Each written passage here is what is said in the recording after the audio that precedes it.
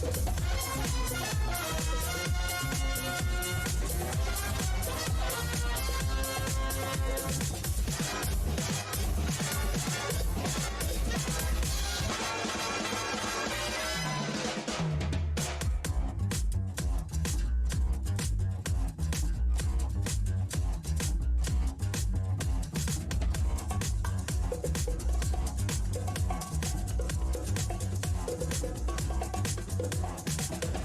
think it's time to blow this scene.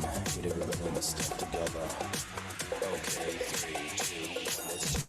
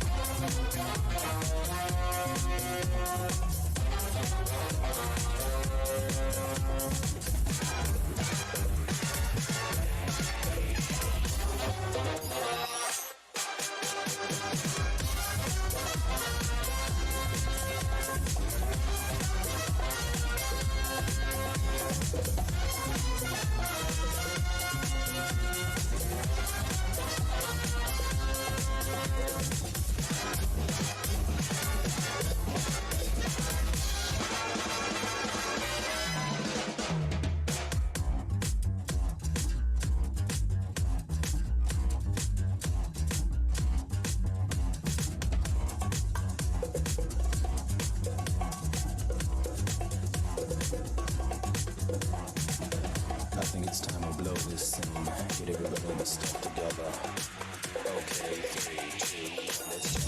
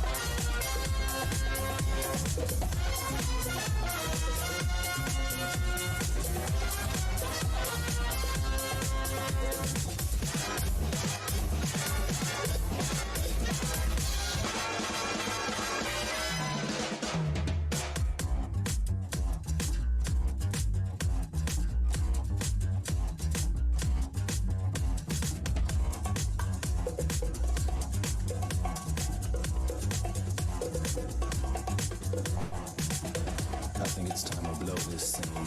Get everybody in the step together. Okay, 3, 2, 1, let's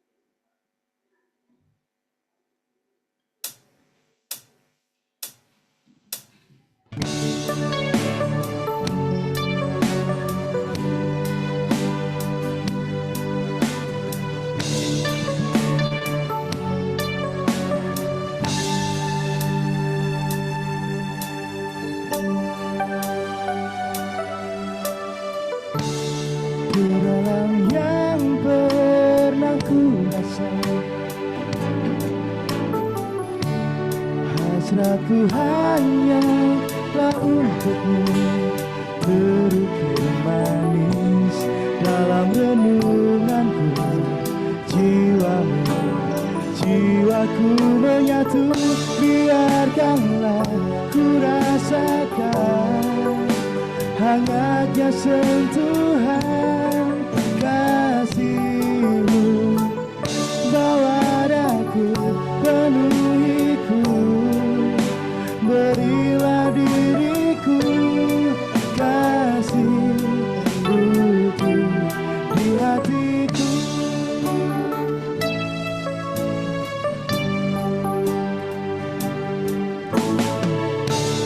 Ku curahkan isi jiwaku, hanyutkan daku dalam air itu.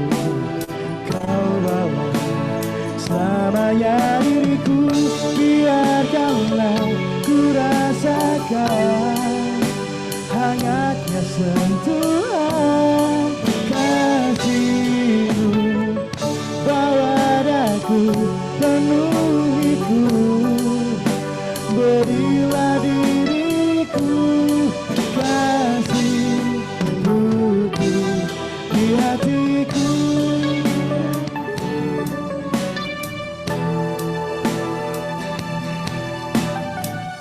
Taburiku dengan cinta, biarkanlah ku rasakan hangatnya sentuhan kasih-Mu. Bawa daku, penuhiku, berilah diriku, kasih utuh di hatiku, kasih utuh.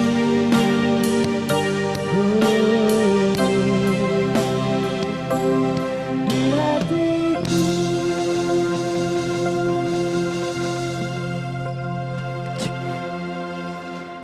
Assalamualaikum warahmatullahi wabarakatuh. Selamat pagi dan salam sejahtera untuk kita semua. Izinkan saya juga menyapa Bapak Ibu yang bergabung melalui streaming di kanal Zoom Meeting.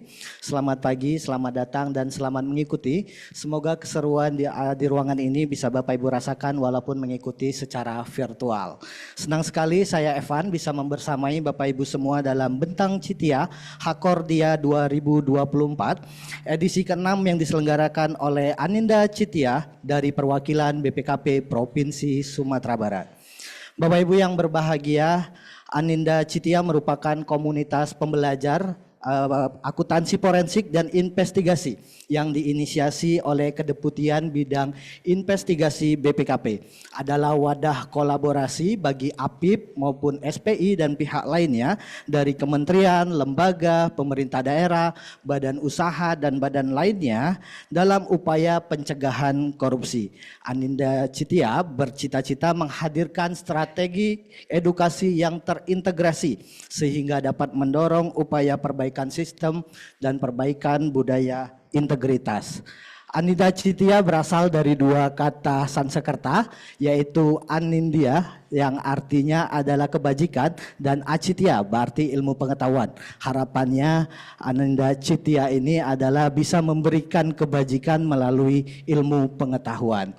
Dalam rangka memperingati Hari Anti Korupsi Dunia yang tahun 2024, komunitas Aninda Citia menggelar Bentang Citia Hakordia 2024 diselenggarakan secara estafet dari seluruh perwakilan BPKP Provinsi Provinsi di Indonesia, menyajikan beragam topik yang menarik, membuka cakrawala dan ruang diskusi untuk mengangkat berbagai isu korupsi yang menggerogoti negeri ini.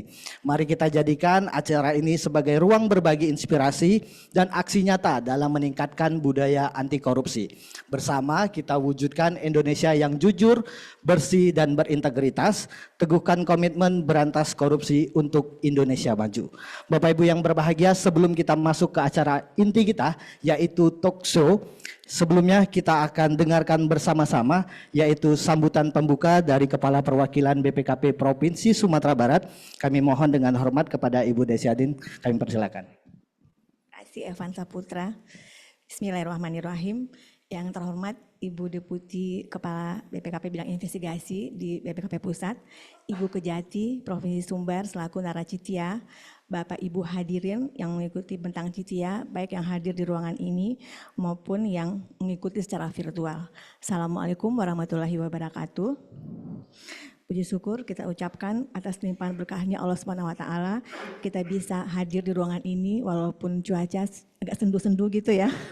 Tapi kita tetap semangat. Salawat dan salam juga tak lupa kita aturkan kepada Nabi Muhammad SAW. Allahumma salli ala Muhammad wa ala ali Muhammad. Bapak Ibu yang kami hormati, pada forum investigasi kedua tahun 2024 kemarin, Kepala BPKP memberikan arahan terkait pentingnya peningkatan efektivitas strategi preventif dan penguatan kolaborasi bidang investigasi. Untuk itu berkolaborasi dengan Deputi Bidang Investigasi BPKP Sumbar turut menyelenggarakan Bentang Citia. Kegiatan ini dilaksanakan dalam konteks menyambut Hari Anti Korupsi Harkodia yang jatuh pada tanggal 9 Desember. Tujuan kegiatan ini adalah memanfaatkan momentum Harkodia untuk meningkatkan awareness akan urgensi pembangunan budaya anti korupsi yang terintegrasi dengan mengkombinasikannya dengan aspek edukatif dan aspek perbaikan sistem. Dengan arahan Ibu Deputi, ada 19 unit kerja di seluruh Indonesia tingkat perwakilan telah terjadwal untuk melaksanakan Bentang Citia dalam rangka Harkodia yang diikuti oleh seluruh warga BPKP di seluruh Indonesia. Dan hari ini adalah jadwal untuk BPKP Provinsi Sumatera Barat. Bapak Ibu, telah hadir bersama kita di ruangan ini, Naracitia yang akan mengisi kegiatan ini. Kami ucapkan terima kasih kepada Bu Yuni Daru, Kajati Provinsi Sumbar yang telah berkenan memenuhi undangan kami di tengah kesibukan Ibu yang luar biasa. Terima kasih Bu. Perlu saya sampaikan juga bahwa Bentang Citia ini merupakan sebuah inovasi dari Deputi Investigasi. Kami di Sumbar juga punya brand namanya Pelanta Ilmu.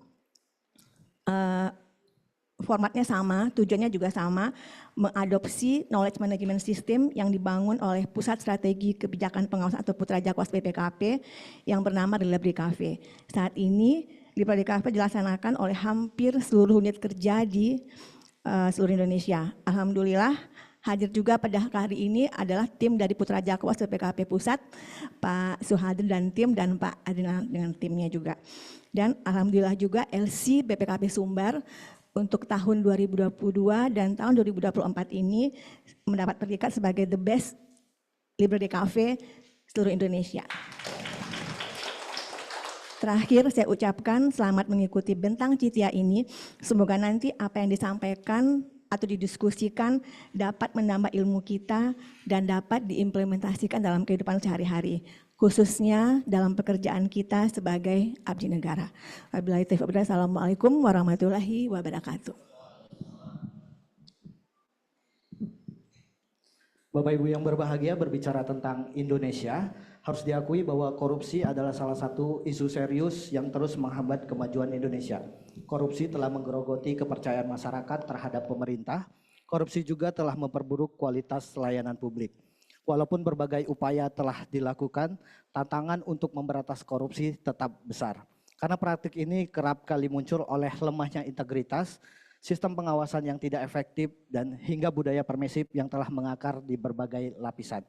Untuk membahas permasalahan ini, BPKP dalam Bentang Citia ke-6 dengan tema Ada Apa Dengan Corruption telah menghadirkan seorang Sri Kandi penegak hukum yang sudah sangat berpengalaman dalam upaya pemberantasan korupsi.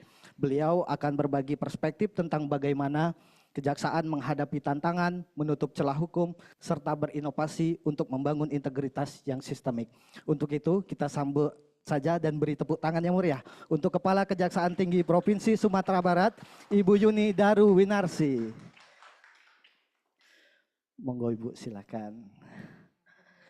Iya, sehat Ibu ya? Ya, boleh Bu, boleh pakai mic-nya. Ini sepertinya kali kedua ya ke kantor BPKP Sumbar. Alhamdulillah ya, yang kedua. Walaupun untuk ya, ketemu ibu yang cantik. nah itu, kalau saya sampai bingung nih mana yang lebih cantik nih. Sepertinya cantik semua. kita mah Saya cantik semua, di antara Mas. Sri Kandi yang cantik. Ada Sri Kandi penegak akuntabilitas keuangan, ada Sri Kandi penegak hukum. Luar biasa. Ini mata saya nggak bisa berhenti nih ke kiri atau ke kanan. Walaupun hari ini bulan Desember. Tahu nggak? Kenapa? Kalau tadi dibilang semuanya cantik. Iya. Tadinya baju saya tuh longgar, sekarang agak sesek dikit. Iya, waduh semakin grogi nih. Untuk izin Bu Kabar ya, untuk 2 jam ke depan yang paling cantik adalah Ibu Kajati sementara. Suasana bulan Desember kita tahu Bu ya, deres hujannya ya. Ya tapi tidak mengurangi semangat kita ya. Jadi kalau tadi mancing suasana Desember deres dingin gitu, kok sepi ya, nggak ada kopi atau apa? Wah, betul Biar betul. ada anget-anget dikit. Iya betul gitu. betul. Ini segera tim akan siapkan. Karena kami juga tahu nih kemarin waktu dikasih kurikulum vitae-nya, wah di situ udah ditulis tuh minuman preferensinya adalah kopi pahit Bu ya. Karena Bener. apa Bu? Karena Ibu udah manis. Asik. Iya, Iya, betul. karena takutnya kalau saya tuh minumnya kopi manis gitu, takut tambah manis gitu. Nah itu segala sesuatu yang berlebihan gak baik kan Bu ya. Ya karena ini udah manisnya udah pas banget Bu. Baik Bapak Ibu semuanya, sebelum kita berdiskusi lebih panjang lebar, izinkan saya untuk membacakan sedikit kurikulum vitae Ibu Kajati supaya lebih akrab. Izin Bu ya, Ibu Yuni Darwinarsi SHM Hum adalah seorang Sri Kandi penegak hukum di Indonesia. Lahir di Klaten 26 Juni 1968. Beliau merupakan lulusan Fakultas Hukum Universitas Jember. Ibu Yuni memiliki pengalaman luas dalam penegakan hukum, termasuk peran sebagai jaksa penuntut umum dalam kasus mafia pajak yang melibatkan Gayus Tambunan. Beliau juga pernah menjabat sebagai asisten pengawasan pada Kejaksaan Tinggi Jawa Timur, koordinator pada Jaksa Agung Muda bidang tindak pidana umum Kejaksaan Agung, Wakil Kepala Kejaksaan Tinggi Lampung, Wakil Kepala Kejaksaan Tinggi Banten, dan pada 29 Agustus 2024 beliau dilantik sebagai Kepala Kejaksaan Tinggi Provinsi Sumatera Barat. Dikenal sebagai dengan pendekatan yang humanis dan tegas, Ibu Yuni sering berinteraksi langsung dengan masyarakat, menunjukkan dedikasi yang tinggi dalam tugasnya. Beri tepuk tangan untuk narasumber spesial kita hari ini. Jadi di Sumatera Barat baru berapa bulan Bu? September, Oktober, November. 3 bulan. 3 bulan. Bagaimana kesannya? Kesannya pasti pertama saya yang terkenal, setahu saya Sumatera Barat itu adalah Bukit Tinggi. Wah gitu. Jadi lebih terkenal Bukit Tinggi ya. Alhamdulillah itu ditempatkan di Sumatera Barat dan baru pertama kali juga menginjak Sumatera Barat. Jadi langsung ke Bukit Tinggi dan bayangan saya juga adem sebenarnya. Tapi ternyata hari-harinya lumayan panas. Ya. Ini bisa dielaborasi nggak nih hari-harinya panas nih gimana nih? Cuacanya. Cuacanya. Kalau hatinya mah selalu adem. Iya, kayak hati selalu adem. Apalagi nih bulan Desember kan udah bulan yang tadi. Adem, sejuk, dingin. Cuma ya itu tadi kopinya belum ada. Ya, ya ini lagi segera Bu ya, nanti kita akan segera. Mohon ya, kalau enggak nanti kita kasih hukuman sedikit Bu. Bu kita tadi kan kita bikin player Bu ya, bahkan Bu kalau judulnya teman-teman nih AADC katanya Bu. Mungkin Ibu ngikutin juga ya film AADC di awal-awal tahun 2000-an ya. Ikut dong. Ikut kan? Karena kan pemerannya ganteng banget. Ibu tahu nggak namanya siapa Bu? Nama panjangnya Bu, si Rangga itu Bu. Taunya Rangga aja. Rangga aja. Nama lengkapnya itu Nicholas Evan Saputra.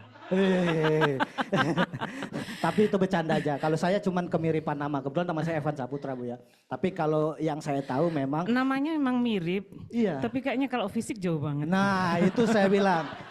Makanya saya bilang saya mau klarifikasi kalau itu jelas. Nah, tapi kalau Ibu, kalau saya Rangga yang sana itu kan diem, cool kayak gitu. Jadi cewek itu penasaran gitu.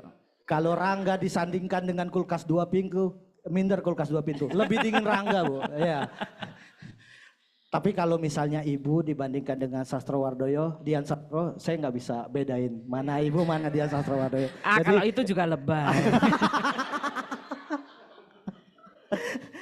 Nah, berbicara dengan film AAD, kan memang ceritanya itu Bu tentang pencarian jawaban. Jadi bagaimana cinta mencari makna cintanya, kemudian mencari makna persahabatan dan juga mencari makna pencarian jati diri. Nah, AADC kali ini juga sama, sebetulnya ingin mencari jawaban terkait dengan hal-hal yang sektor yang selama ini dekat dengan kita, yaitu korupsi.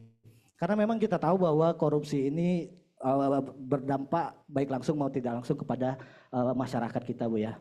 Nah, kalau kita berbicara tentang kondisi terkait dengan korupsi kita, Sebelum lanjut, oh iya boleh. sebelum lanjut. Tadi kan apa tuh judulnya? Ada apa dengan korupsi? Corruption, Ya. Karena kan mencari tentang itu. Iya. Kan kemarin dikirim tuh filenya sama Bu Bu Kapar. Kaper Ah, gitu. Apa kesan dari Bu? Bukan, saya kira nanti ada AADY, ada apa dengan Yunindaru gitu. Iya. Saya bisa jawab, Yuni Daru semakin cantik di sini. Gitu. Iya, saya juga sebetulnya saya takutnya istri saya tahu malah. Kalau foto kita disandingkan itu kan agak gimana gitu ya. Kok mesra sekali, kok kelihatan cocok gitu. Tapi saya konfirmasi tadi pagi tadi aman karena itu untuk karir kayak bilang. Bukan, sebenarnya istrinya bukan aman untuk karir, aman jarak umurnya jauh banget. Tapi saya akan konfirmasi, gimana Ibu, Bapak Ibu, ngelihat dari foto itu kelihatan Ibu Yuni seumuran saya ya? Ya. Awet muda. Oke Bu, terkait tadi tentang korupsi Bu ya, tentu representasi dari kita adalah indeks persepsi korupsi. Nah kita tahu indeks persepsi korupsi di Indonesia nih sebelumnya di masa reformasi kan semakin meningkat tuh kalau nggak salah dari 32 sampai di 2019 itu ke angka 40. Tapi di 5 tahun belakangan ini agak mengkhawatirkan karena indeks persepsi korupsi yang dikeluarkan oleh Transparansi Internasional ini semakin turun. Bahkan di 2024 ini indeksnya mencapai angka 35. Dari sisi ranking dari 180 negara Indonesia ini masuk ke ranking 115 yang sebelumnya itu di ranking 110. Nah, gimana Ibu Yuni melihat atau Ibu Kajati melihat kondisi pemberantasan korupsi ini diwakili dari indikator indeks persepsi korupsi ini, Bu? Bagaimana indeks itu kita dulu selalu naik ya, alhamdulillah sekarang semakin menurun. Karena memang bagaimana kita tidak selalu naik, sistem politik kita yang kadang tidak stabil. Jadi dan kita tahu semua ongkos untuk politik itu sangat mahal sehingga banyak membuka peluang untuk membuka kejadian-kejadian untuk melakukan tindak pidana korupsi dan masih banyak hal yang lain. Jadi kita bisa memperkecil indeks. Pasti kita untuk khususnya di kejaksaan tidak bisa berjalan sendiri, harus bersinergi dengan seluruh pemangku jabatan di seluruh akhirnya makasih ya Mbak, padahal tadi bercandaan aja loh. Iya. Agak serius juga sebenarnya gitu. Iya. Tapi saya nggak enak, saya aja. Terus kamu minum apa nanti? Atau mungkin secangkir berdua gitu. Waduh. Boleh juga. Jadi kembali ke masalah gitu. Bagaimana tingkat tindak pidana korupsi di negeri kita itu tidak pernah berhentinya atau bahkan semakin meningkat, dan belum lama mungkin berita tadi pagi ada kejadian lagi OTT Bu ya? OTT gitu. Jadi semakin kita melakukan pencegahan atau segala hal yang kita dapat lakukan, mereka yang mau melakukan penyelewengan atau melakukan tindak pidana korupsi tersebut juga akan semakin pintar gitu. Sehingga untuk pencegahan tersebut kita harus berkolaborasi, baik kita semua, APH ataupun pemangku jabatan di seluruh instansi, bahkan melibatkan masyarakat, bagaimana kita untuk melakukan pencegahan itu gitu. Siap Ibu. Tadi disampaikan bahwa salah satu penyebabnya adalah kondisi politik yang memang terus berdinamika Bu ya, di mana praktik-praktik dari mulai perekrutan kepala daerah dan seterusnya itu juga memang membuka luar besar untuk praktik-praktik korupsi. Tadi Ibu juga menegaskan bahwa ini tugas bersama, bukan juga tugas kejaksaan saja dan seterusnya, mulai dari pencegahan, pendidikan, sampai dengan penindakan. Kalau boleh tahu nih Bu ya, dari perspektif Ibu, kira-kira terkait dengan modus sama sektor yang paling banyak korupsi di Indonesia itu modusnya seperti apa? Terus di sektor mana sih Bu? Sebenarnya modus itu tergantung di tempat di mana dia mau melakukan itu. Banyak hal, misalnya yang paling kecil yang baru kita dengar dari tetangga, bagaimana dia melakukan pemotongan anggaran yang digunakan untuk kepentingan pribadi. Jadi saya tidak bisa mengeneralisir juga. Oh, yang paling banyak itu di sini tidak bisa juga. Tapi seperti saya sampaikan tadi bahwa ongkos politik kita sementara, tapi saya tidak mau bahwa itu pasti dari situ, tapi kita ketahui bersama bahwa ongkos politik kita itu juga terlalu tinggi. Itu salah satunya gitu yang akan menyebabkan peluang-peluang besar untuk melakukan tindak pidana korupsi. Berkaca dari kasus di sebelah tadi ya, barangkali ini bulan Desember selain musim hujan, biasanya lagi musim-musim ini Bu, pembahasan anggaran ya. Nah, pembahasan anggaran kita tahu biasanya ketok palu itu ada transaksi di sana, disetujui sekian tapi kickback dan seterusnya, barangkali seperti itu Bu ya. Itu di sektor kala-kala di tata kelola pemerintahan ya. Tidak berani berkomentar untuk itu. Kalau misalnya dari sisi sektor penerimaan negara barangkali ya, Ibu pernah menanganin kasusnya Gayus Tambunan kali ya. Kalau di sektor itu juga masih banyak barangkali ya, termasuk di Kejaksaan Agung kan terkait dengan tata kelola timah, tata kelola sawit juga menjadi highlight utama. Justru itu yang semakin banyak dan sebenarnya mereka melakukannya dengan cara smooth. Orang awam tidak akan bisa melihat. Kalau kayak pemotongan anggaran kan bisa terlihat sangat jelas itu. Pemotongan anggaran dimanapun dari pemerintahan tingkat bawah sampai tingkat pusat akan terlihat. Orang lain bisa melihatnya dengan jelas. Tapi kalau berkaitan dengan penerimaan negara yang seharusnya masuk tapi tidak, nah itu agak susah untuk terendusnya. Karena agak susah terendusnya, terus kemudian merasa aman-aman saja, justru itulah sebenarnya yang paling besar. Sehingga sebenarnya kalau penerimaan negara itu benar-benar masuk sebagaimana mestinya dari sektor pajak, dari sektor apapun itu sektor tambang, sepertinya Indonesia ini sudah akan makmur. Bahkan pernah saya dengar orang lahir aja sudah punya tabungan gitu. Ya, kalau nggak salah itu yang disampaikan oleh Mahfud MD Bu ya. Dari sektor minerba itu seandainya tidak dikorupsi, setiap bayi yang lahir akan setiap bulannya itu mendapat 20 juta katanya. Jadi betul Bu ya, bahwa di sektor penerimaan negara yang sebenarnya belum tercatat ini Bu ya. Kalau yang Ibu bicarakan terkait dengan pengeluaran negara tadi, pemotongan anggaran tadi bisa terdeteksi karena sudah tercatat di APBN atau di APBD, hanya saja dipotong. Bisa kita telusuri. Bisa, dan banyak orang yang bisa menyaksikan lah. Banyak saksi matanya.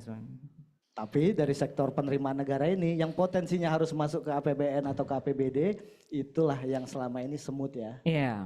Dan ini.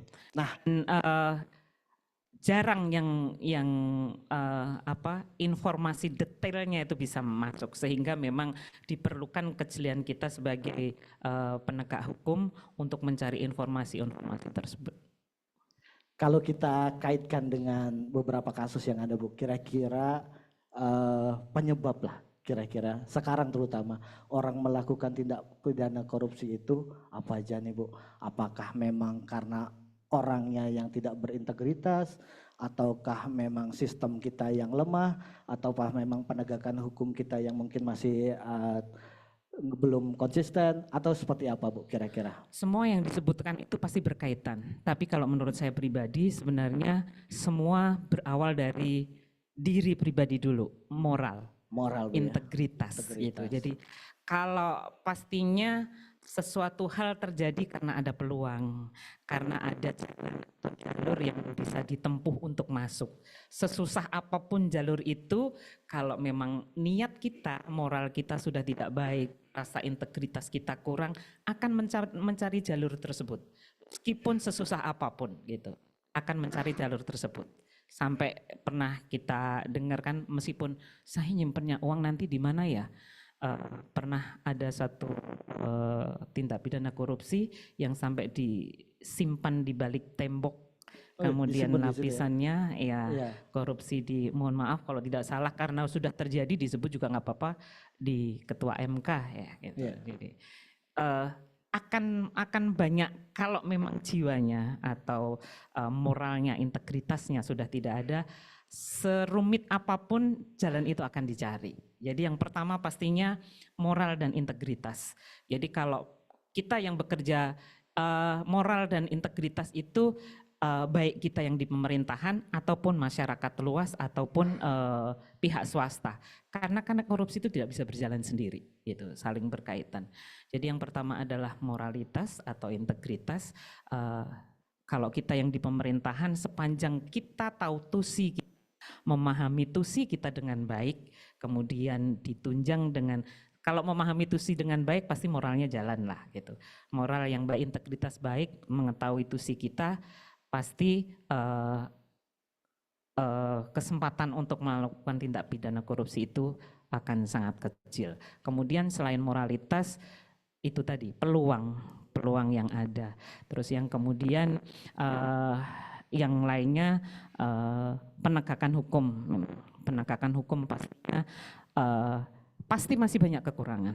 Di saya, di kami, kejaksaan juga pasti belum sempurna dan masih banyak kekurangan sehingga akan terus berbenah diri dan berbenah diri. Baik Ibu, saya coba mau elaborasi pertama dulu Bu ya, terkait dengan moral Bu ya. Nah, kini kan moral bisa juga dikaitkan dengan gaya hidup Bu ya. Beberapa kejadian terakhir malah ancaman atau fenomena besar di masyarakat Indonesia ini adalah judi online nih. Iya, ingin kaya lebih cepat gitu. Nah, ingin kaya lebih cepat, biasanya ditipu nih sama bandar, akhirnya butuh dana lagi untuk top up dan seterusnya. Nah, yang saat tadinya harusnya ya tidak kepengen nih korupsi, tapi ternyata kebutuhannya semakin besar terkait gaya hidup dan seterusnya. Nah, itu juga menjadi penyebab lumayan sih sekarang-sekarang. Nah, Ibu melihatnya seperti apa Bu? Apakah Ibu menemukan kasus-kasus seperti ini? Tadi cerita, judi online kemudian top up, kayaknya kok lancar banget, pernah nyoba ya? Kan cuma tinggal main di handphone gitu kok saya katanya. langsung agak gugup ya? Kok saya langsung agak gugup ya? Habis kayaknya kok memahami banget gitu. Padahal teman saya Bu, saya cuma cerita aja sama teman. Semakin kesini semakin banyak hal yang peluang untuk melakukan itu berkaitan dengan moral tadi. Sebagaimana kita tahu kalau dikaitkan dengan judi online, kalau secara moral saya yakin itu adalah moral dasar. Kita tidak melihat agama apapun pasti melarang itu yang namanya judi gitu.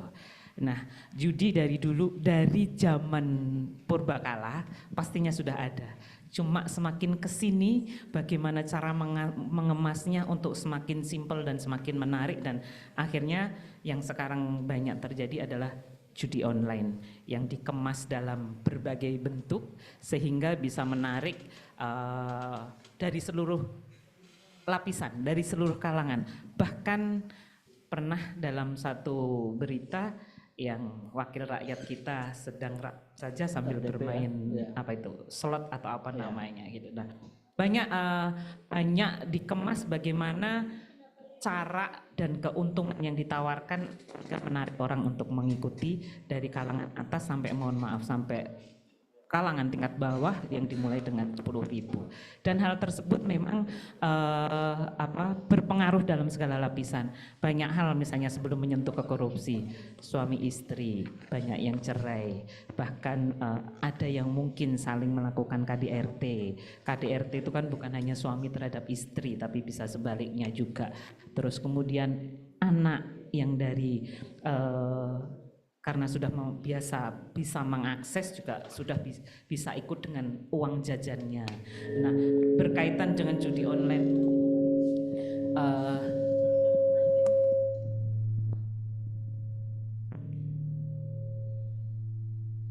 dengan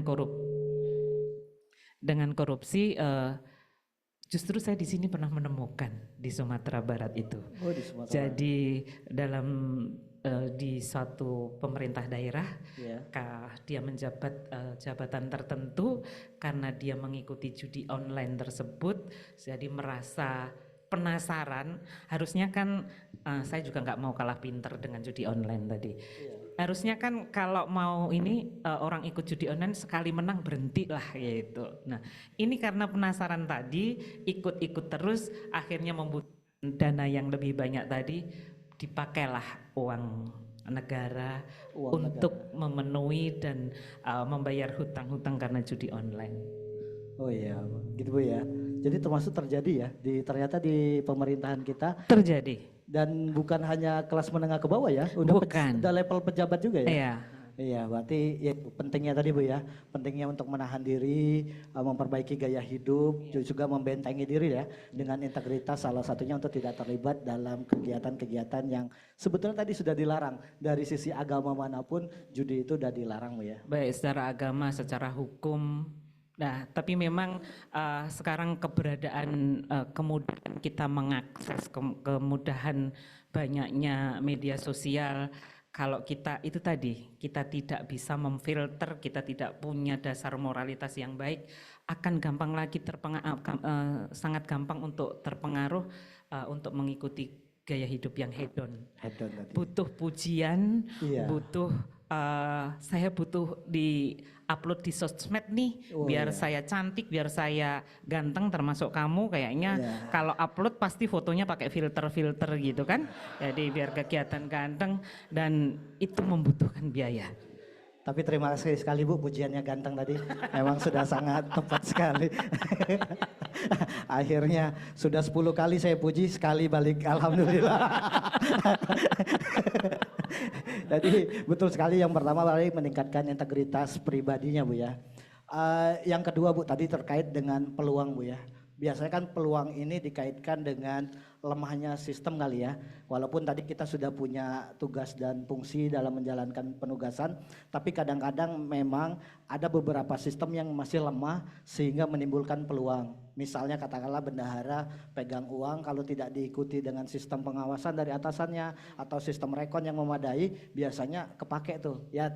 Apalagi misalnya double combo main judol juga tadi sana ya, tapi kita ketahui bahwa peluang itu juga kaitannya dengan lemahnya sistem. Nah Ibu melihat di Indonesia ini atau di banyak tempat, apakah perbaikan sistem ini sudah mulai ada atau seperti apa Bu?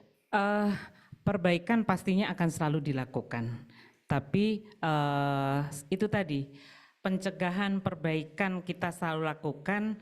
Orang yang mau menggunakan peluang itu juga akan semakin pintar gitu. Jadi pastinya kita masih memerlukan peningkatan perbaikan tersebut. Misalnya di dalam segala lini kita lakukan sistem digitalisasi, sehingga digitalisasi aja kadang masih ada loh yang bisa. Gimana caranya sih ini meskipun digital tapi masih bisa menyamarkan data dengan yang lain supaya terlihat sinkron gitu. Tapi apapun kan pasti usaha kita tetap harus kita lakukan, digitalisasi yang semakin masif, terus kemudian pengawasan juga yang semakin baik. Berarti memang PR-nya semakin canggih malah semakin banyak Bu ya, bisa gitu ya. Bahwa tadi semakin besar pun pengetatan sistemnya, orang-orang juga semakin kreatif dan pinter untuk bisa mencari celah-celah dari sistem itu sendiri. Mungkin kita berkaca dari ini kali Bu ya, dulu kalau pengadaan kan mungkin manual, kalau sekarang kan udah pakai e-katalog dan seterusnya, atau penawarannya sudah pakai online dan seterusnya. Tapi tetap aja ya diakal-akalin ya. Masih bisa diakalin. Main bandwidth lah, main apa ya, jadi tetap juga masih ya. Semua makanya mereka akan semakin pencari peluang ini akan semakin pintar. Demikian juga misalnya kita melihat kasus peredaran narkotika misalnya. Dulu kirim ya kirim aja, bawa aja. Sekarang ada yang di dalam sepatu, ada yang di bungkusan permen, bahkan ada yang ditelan gitu. Segala hal akan dilakukan. Iya. Jadi utamanya memang sebetulnya tadi adalah perbaikan dari pribadinya, integritasnya, walaupun tetap nanti perbaikan akan sistemnya juga tetap harus ditingkatkan Bu ya. Sambil nanti kita lakukan penegakan hukumnya barangkali ya. Kalau dari sisi penegakan hukum Bu, sedikit Bu, barangkali apa yang bisa kita lakukan supaya memang ada efek jera terhadap para pelaku-pelaku korupsi ini? Eh, dalam kita melakukan untuk kebenaran dalam hal apapun pasti ada kendala-kendalanya. Meskipun kita sudah berusaha seperti saya sebutkan tadi termasuk dalam hal penegakan hukum. Kita dalam penegakan hukum pasti juga ada kendalanya. Kita tidak menutup kemungkinan korupsi banyak dilakukan oleh dalam lingkup kekuasaan gitu. Kekuasaan pasti bertahap gitu. Intervensi pastinya ada itu. Intervensi itu pastinya ada. Terus kemudian kesulitan-kesulitan kita itu antara lain adalah SDM. Kalau kita misalnya di kejaksaan kan yang paling banyak adalah jaksa yang mengetahui tentang unsur-unsur pidananya, tapi kita butuh teman dari BPKP untuk menghitung kerugiannya. Dan BPKP ini karena yang minta banyak, jadi kadang agak lama. Gitu. Iya. Jadi terus kemudian SDM kita juga dalam pemberantasan tindak pidana korupsi misalnya kemarin kalau di Kejaksaan Agung itu tentang tambang timah, kita pasti memerlukan ahli-ahli di semua bidang itu yang menunjang untuk itu untuk menerangkan yang seharusnya seperti apa sih itu. Nah ahli-ahli ini juga kan mungkin terbatas sehingga saat kita butuh juga tidak selalu ada gitu. Jadi butuh SDM yang di bidang-bidang selain jaksa itu yang untuk memperlancar pemberantasan korupsi. Kita juga sepertinya bisa bekerja sama dengan BPKP. Kalau saya bukan mengatakan kalau penghitungan dari BPKP lama tidak, karena BPKP cuma satu. Misalnya di Sumatera Barat itu cuma di sini. Kita kejaksaan negerinya aja ada 16, belum Polresnya, belum Kejatinya, belum Poldanya. Udahlah pasti dengan SDM di sini juga yang terbatas gitu. Jadi dimaklumi itu kalau memang kadang tidak bisa secepat yang kita harapkan gitu. Jadi karena akhirnya SDM di BPKP ini kan dituntut untuk berpikir keras gitu. Tapi saya berharap meskipun sering berpikir keras ya janganlah terus terlihat lebih tua sebelum waktu. Ya. Kok melihatnya ke saya? Iya gitu, maksudnya Iya. jangan lebih tua dari sebelumnya gitu. Kalau bapak-bapak yang di sini memang bermutu, bukan tua. Cita-citanya memang menjadi pengendali mutu ya. Baik Ibu, ya tadi saya udah catat ada beberapa di penegakan hukum terkait dengan nanti. Nyambung itu tadi, kita kayaknya bisa berkolaborasi loh dengan Oh iya, BPKP, BPKP. baik pemberantasan maupun pencegahan gitu. Iya. Nanti kita akan elaborasi lebih jauh Bu. Kita Oke. tutup dulu segmen pertama ini karena nganggur kopinya harusnya dicicip dulu. Saya nanti akan elaborasi di segmen 2 terkait tadi dengan kolaborasi dengan BPKP, kekuatan SDM sama tadi ada beberapa hambatan di kekuasaan dan intervensi, tapi di segmen 2 aja ya. Oke. Kita istirahat sebentar karena sesaat lagi kita akan dengarkan bersama-sama Varta Citya atau Kabapalanta yang akan disampaikan oleh Ellen. Kepada Ellen, kami silakan. Baik, terima kasih Bang Evan. Kembali lagi bersama saya Ellen pada Warta Citya di Bentang Citya, series Ada Apa Dengan Korupsi. Kasus korupsi menjadi salah satu masalah serius dalam sebuah negara. Salah satunya adalah Indonesia. Namun demikian, Indonesia bukan satu-satunya negara yang memiliki masalah korupsi. Menurut transparency.org, 68% di dunia mempunyai masalah korupsi yang serius. Setengah dari jumlah negara tersebut masuk ke dalam negara G20. Warta Citya yang pertama, tahukah kamu, menurut transparansi terdapat keterkaitan antara korupsi dengan konflik sebuah negara. 5 dari 10 negara paling korup di dunia juga termasuk ke dalam 10 negara paling tidak aman atau tingkat perdamaiannya rendah. Contohnya adalah Afghanistan. Jutaan dolar untuk pembangunan negara dilaporkan hilang atau dicuri. Kemudian, negara yang tingkat kesejahteraannya rendah juga rentan menjadi negara korup. Contohnya adalah Angola. 70% populasinya hidup dengan hanya $2 per hari. Dan 1 dari 6 anak-anak meninggal sebelum berusia 5 tahun. Warta Citya yang kedua, tahukah kamu, korupsi sama tuanya dengan sejarah manusia. Dinasti pertama Mesir kuno sudah mencatat korupsi dalam peraturan perundang-undangannya. Tepatnya pada tahun 1200 sebelum Masehi, anak buah Hammurabi Raja Babilonia melakukan penggelapan di pemerintahannya. Kemudian, semua pelaku korupsi tersebut diberikan hukuman mati oleh sang raja. Berdasarkan Undang-Undang Nomor 31 Tahun 1999, terdapat 7 jenis bentuk korupsi, yaitu kerugian keuangan negara, pemerasan, suap penyuap, gratifikasi, pencucian uang, penggelapan dalam jabatan, benturan kepentingan dalam pengadaan, obstruction of justice, dan perbuatan curang. Warta Citya yang ketiga, tahukah kamu berdasarkan hasil penelitian Indonesia Corruption Watch pada tahun 2023, 89% di antara jenis korupsi yang terjadi di Indonesia merupakan kerugian keuangan negara.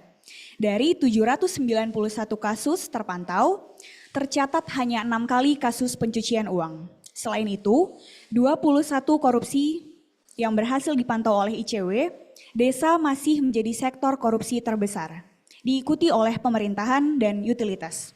Sejak diterbitkannya Undang-Undang Nomor 6 Tahun 2014 tentang desa, ICW mencatat kenaikan yang cukup konsisten terhadap kasus korupsi yang ada di desa. Warta Citya yang keempat, tahukah kamu pada tahun 2023, Kejaksaan berhasil mengungkap korupsi dengan potensi kerugian keuangan negara mencapai 26,7 triliun, 551 kasus, dan 1.163 tersangka. Besarnya potensi kerugian keuangan negara yang ditangani oleh Kejaksaan beberapa tahun terakhir, sejalan dengan strategi institusi untuk mendorong penanganan tindak pidana korupsi yang mengakibatkan kerugian perekonomian negara. Warta Citya yang kelima, tahukah kamu 3 tokoh anti korupsi Indonesia? Yang pertama adalah Bapak Muhammad Hatta. Ia pernah dihadapkan pada penawaran sisa dana non-budgeter untuk keperluan operasionalnya. Namun, Hatta menolak dan mengembalikannya kepada negara.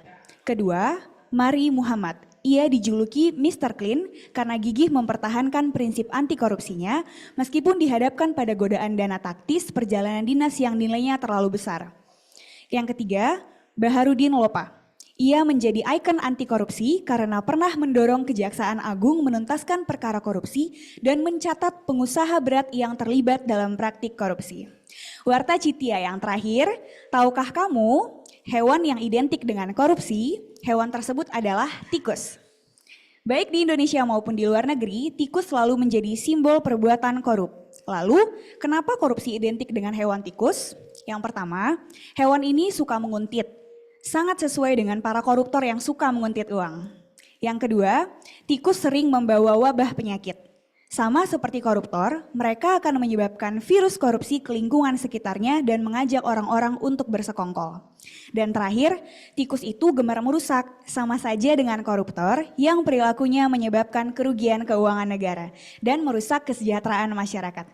Sekian Bentang Citya, Warta Citya pada Bentang Citya ada apa dengan korupsi sesi kali ini. Sampai bertemu di Warta Citya berikutnya. Yeay, tepuk tangan buat Ellen atas Warta Cityanya yang luar biasa. Tadi ada beberapa trivia Bu ya terkait dengan korupsi barangkali yang selama ini kita baru nggak nih setelah disampaikan. Tapi Bu ada komen-komen nggak beberapa Warta Citya tadi? Misal ternyata desa ya yang terlalu banyak keterjadian korupsinya. Kalau menurut Ibu kenapa itu Bu? Kalau menurut saya kenapa ada beberapa tindak pidana korupsi yang terjadi di pedesaan. Kalau kami mengamati itu karena mereka ada ketidaktahuan dan ketidakmampuan mengelola keuangan. Yang tadinya mereka bukan siapa-siapa. Terima kasih. Yang tadinya mereka bukan siapa-siapa, tidak pernah punya bekal. Apa sih itu mengelola uang? Apa sih itu korupsi? Ini uangnya siapa? Kemudian tiba-tiba mereka diberi tanggung jawab untuk mengelola uang yang tidak sedikit. Jadi kalau menurut saya sebenarnya dan tingkat korupsi di tingkat pedesaan itu mungkin kecil, tapi kalau masif banyak itu juga pasti akan terasa. Jadi kalau menurut kami sebenarnya kita Kejaksaan, BPKP, dan yang lain-lain pun ikut bagaimana membimbing para kepala desa ini agar mengetahui ini uangnya siapa, bagaimana pengelolaan anggaran yang baik, bagaimana hukumnya kalau sampai menyelewengkan uang-uang yang dipercayakan kepada mereka. Jadi sebenarnya tugas kita bersama untuk membimbing mereka untuk mengelola keuangan dan mengetahui apa sih itu korupsi gitu. Jadi dari kami juga melakukan pendampingan dari khususnya di bidang intelijen, melakukan pendampingan pelatihan terhadap seluruh kalau di sini namanya wali nagari ya, wali nagari agar bisa mengelola keuangan itu dengan baik. Dan belum lama saya berkunjung ke beberapa media yaitu Padang Express sama Haluan, dan mereka welcome, terbuka bagaimana kita nanti akan bekerja sama untuk mengumpulkan para wali nagari ini untuk bagaimana cara pengelolaan keuangan yang baik sehingga tidak ada penyelewangan-penyelewangan di dalamnya. Ya, berarti kalau di level nagari berarti ketidaktahuan Bu ya. Kalau ketidaktahuan berarti memang solusinya adalah bagaimana kita bisa memberikan sosialisasi, edukasi kepada para pejabat tadi supaya tidak bisa melakukan tindak pidana korupsi. Baik Ibu, kita lanjutkan diskusi tadi terkait tadi Ibu sudah menyampaikan penegakan hukum, ada beberapa hal yang memang perlu di-highlight. Tadi Ibu sempat menyampaikan bahwa kekuasaan nih. Nah, saya coba meng-highlightnya dari sisi kebetulan Presiden terpilih Bapak Prabowo Subianto ini telah memasukkan pencegahan tindak pidana korupsi ini dalam astacita beliau, yaitu yang ketujuh terkait dengan pencegahan korupsi Bu ya. Iya, dan tidak hanya jargon, bahkan 1 bulan setelah beliau menjabat banyak sekali tindak pidana korupsi yang akhirnya ditangkap. Menurut catatan kami ini ada sebanyak 28 koruptor dan diperkirakan kerugian 3,1 triliun dalam 10 hari penugasan beliau. Nah, dari Kejaksaan sendiri dan terutama Kejagung Bu ya, yang memang banyak dilibatkan oleh Pak Prabowo dalam penindakan ini, melihat semangat Pak Presiden ini seperti apa Bu terkait dengan tindakan pidana korupsi? Kalau kita kaitkan tadi di level kekuasaan nih harusnya atau yang tertinggi nih yang mendukung dan mendorong utamanya adalah penindakan korupsi ini. Oke, kalau pemberantasan korupsi dikaitkan dengan kepemerintahan baru Presiden kita Pak Prabowo, pastinya sebenarnya pemberantasan korupsi utamanya yang dilakukan oleh Kejaksaan, semangat untuk itu pasti sudah lama dilakukan. Dan nyatanya memang kepercayaan masyarakat untuk untuk para penegak hukum ini, Kejaksaan alhamdulillah rankingnya paling tinggi. Dikit sombong nggak apa-apa dong. Tepuk tangan dulu dong buat Kejaksaan. Karena memang kalau kita nonton TV pun ya yang lalu lalang ya Kejaksaan juga. Iya. Tapi kami juga pengen mau sombong sedikit. Biasanya yang diajak kolaborasi ngitung keuangan negaranya adalah BPKP Bu. Kan tadi udah saya promosiin. Ya, sama saya promosi sedikit. Jadi pastinya semangat pemberantasan itu semangatnya sudah besar dari dulu gitu. Tapi dengan didukung pemerintahan baru bahwa pemberantasan korupsi harus lebih besar lagi, diikuti dengan pencegahan, pastinya akan membuat semangat kita untuk berbuat lebih banyak lagi.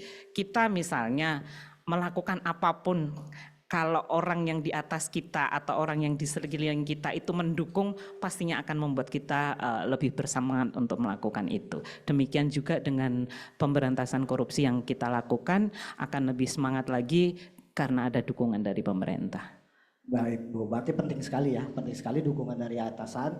Karena biasanya kalau kita di bawah sudah melakukan banyak hal, tapi support dari atasan tidak ada, itu malah yang buat kita jadi semakin lemah ya dalam menegakkan hukum. Nah, saya mau elaborasi yang kedua nih. Tadi Ibu sudah menyampaikan terkait dengan intervensi nih. Dari pengalaman Ibu, mungkin kendala utama dalam penegakan hukum barangkali ada intervensi Bu ya. Saya juga dengar-dengar nih, selain memang kasus Gayus Tambunan, Ibu juga pernah melakukan persidangan yang melibatkan rekan sejawat bisa dibilang ya, senior sesama jaksa. Kemudian juga saya juga pernah mendengar bahwa Ibu pernah juga memperkarakan atasan suami Ya. Siap, pernah, ya. ini gimana sih intervensinya atau kendala hambatan di lapangan? Boleh ceritain sedikit ini, Bu. Intervensi itu bukan hanya, kadang kita intervensi itu kan bukan hanya perintah atasan nih, bukan. Intervensi itu pastinya dari segala penjuru akan mencoba mempengaruhi kita. Bukan dalam arti sempit intervensi itu dari pihak yang kuasanya lebih tinggi, kamu harus begini, bukan gitu. Tapi intervensi pasti ada yang mempengaruhi kita gitu. Misalnya sewaktu penanganan perkara Gayus Tambunan yang pada saat itu sempat membuat saya itu benar-benar sampai mendengarkan berita tentang korupsi di TV saja tidak mau. Karena hampir 2 tahun hidup di pengadilan, mengadili dari Gayusnya, atasannya Gayus, kemudian mohon maaf penyidik Polrinya, terus kemudian hakimnya, mohon maaf juga jaksanya, dan kita tahu bahwa sistem persidangan di negeri kita itu cukup panjang, jadi cukup melelahkan waktu itu. Jadi yang membuat salah satu, sebenarnya itu bukan intervensi tapi kata hati sebenarnya. Yang saya sidangkan ini senior saya harus bagaimana, tantangannya pasti lebih besar karena baju kita sama gitu. Jadi terus kemudian lebih senior, tapi apapun itu adalah tugas.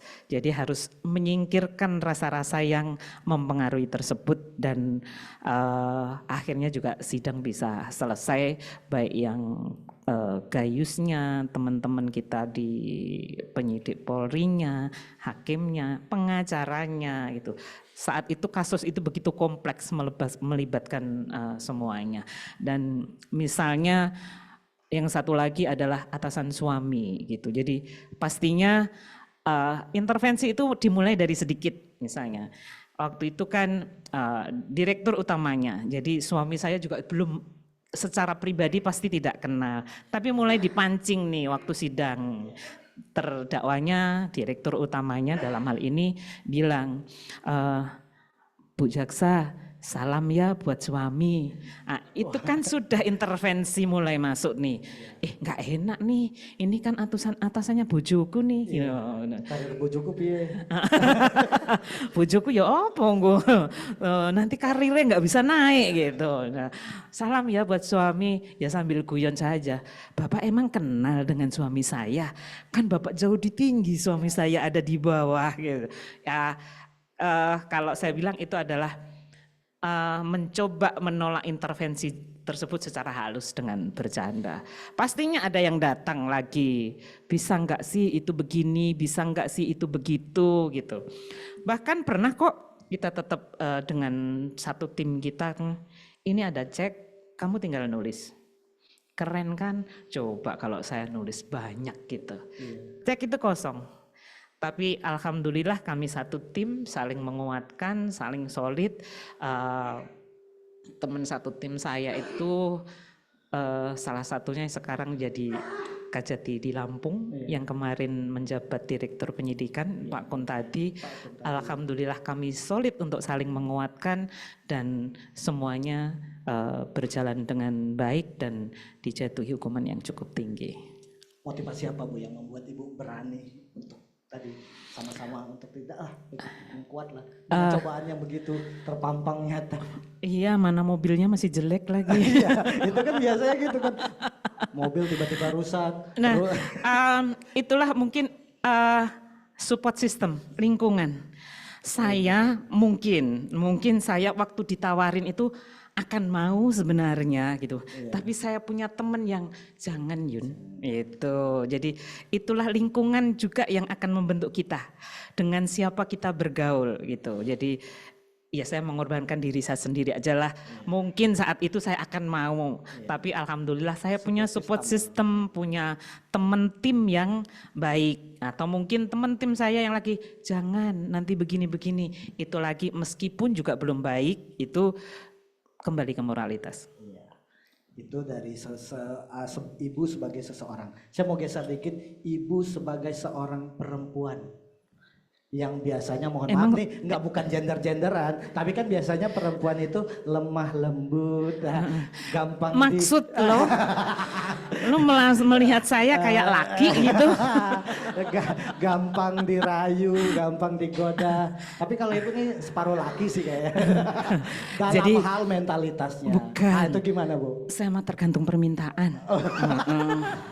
Permintaannya lo jadi perempuan lo jadi perempuan yang baik deh, jadi ibu-ibu pakai sanggul, pakai kain apa itu kalau Jawa namanya jari. Pakai kebaya terus kemudian nyinden bisa. Kalau di sini pakai basibah udah ya? Basibah kan gampang tinggal masuk doang. Udah pernah pakai itu. Terus kamu kayaknya kamu sekarang jadi laki deh. Bisa, suaranya juga bisa. Bisa. Jadi sesuai situasi. Bu, Sesuai ya? situasi. Jadi kita memang kebetulan Bu covernya juga perempuan kan. Iya. Kayaknya juga sesama penyuka sneakers. Iya. Jadi dibutuhkan saat lu jadi setengah laki deh, bisa jadi setengah laki. Kamu 2 hari kerja nggak pulang, bisa. Kamu pulang sampai jam 2, bisa. Itu. Kamu nanti kembali ke rumah tetap masak, bisa. Gitu. Kamu tetap bikinin kopi suami, bisa. Terus, Multitasking. ngomong-ngomong, makasih kopinya Gimana? ya. Cocok? Cocok. Terus, pertanyaannya, kenapa sih kopi itu mesti hitam? Karena Saya ngelihatnya kenapa ke situ juga ya. merasa hitam juga gitu enggak? enggak, kalau saya hitam putih itu soal warna Bu ya. Yang penting nyaman. Bukan, hitam juga nggak apa-apa kok. Hitam itu kayak kopi, meskipun pahit tapi bikin candu. Iya, asik. Emang saya tunggu dari tadi. Nanti akan saya ceritakan pada seluruh dunia. Pernah hitam. saya digombali sama Kak Jati. Hitam lagi nih. Boleh Bu? Apa bedanya kereta sama kamu? Kamu kan nggak hitam ya? Hitam ya? Anggap aja hitam kalau dibandingkan yang lain. Biar masuk lagi. Apa bedanya kereta dengan kamu? Kereta jalannya cepat Bu. Oke. Kalau kereta itu misalnya berhenti, yang mau masuk ke gerbong tuh banyak nggak? Banyak kan? Kalau kereta itu yang mau masuk banyak. Tetapi kalau kamu yang mau masuk ke hatiku cuma kamu.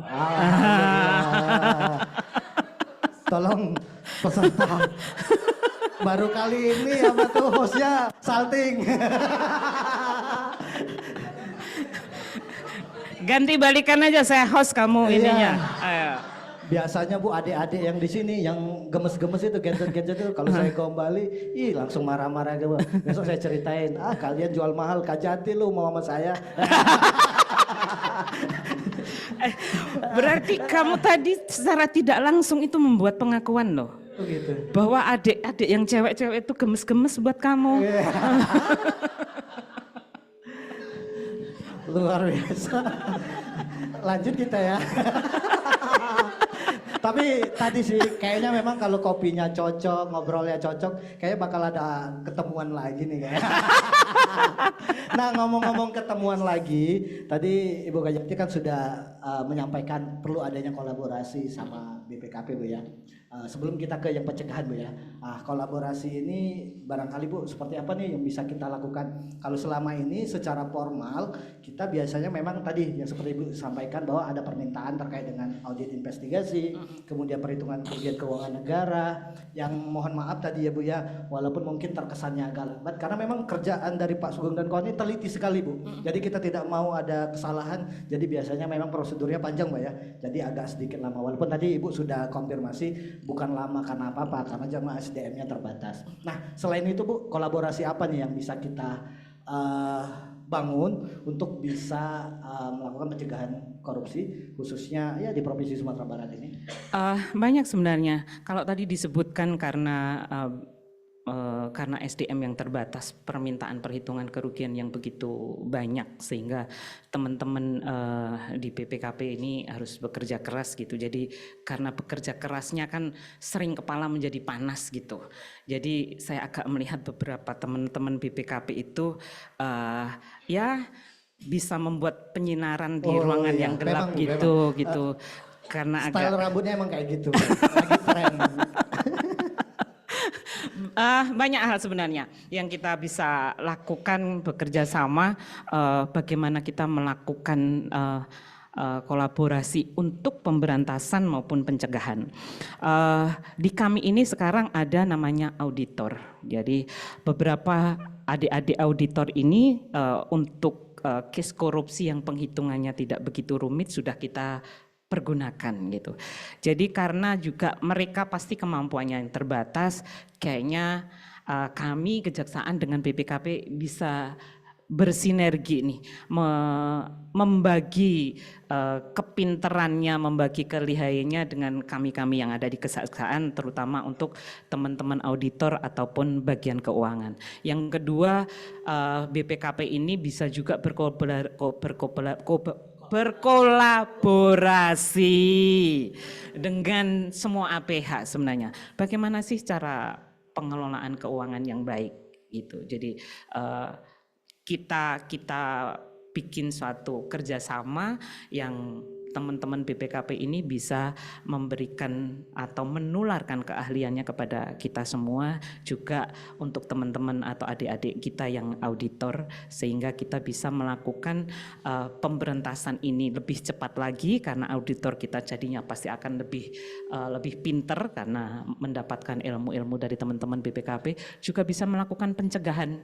Kita bersama-sama, kita dari sisi hukumnya, terus kemudian BPKP dari sisi pengelolaan keuangannya, bersama-sama kita roadshow ke beberapa instansi pemerintah, atau bahkan kita suatu saat bersama-sama sampai ke pedesaan.